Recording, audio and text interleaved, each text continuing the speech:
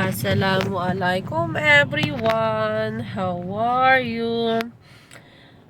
Bibili pala kami ng bigas at saka ng black pepper at saka ng ghee with my husband, of course.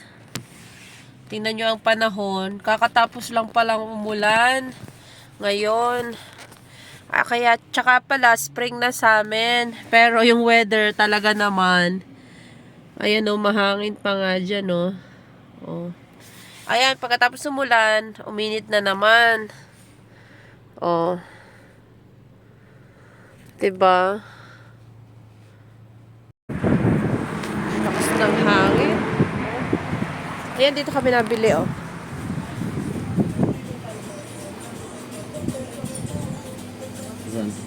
Oh, ayan yung ghee ko oh.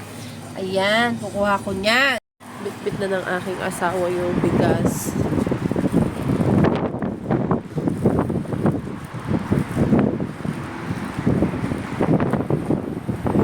Lakas ng hangin.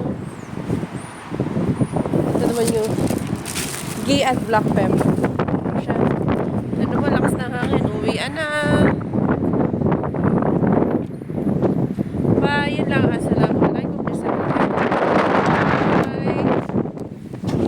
Yung puno oh, para matatanggal na sa ano eh oh.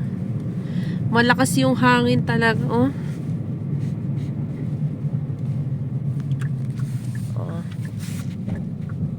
Tingnan nyo.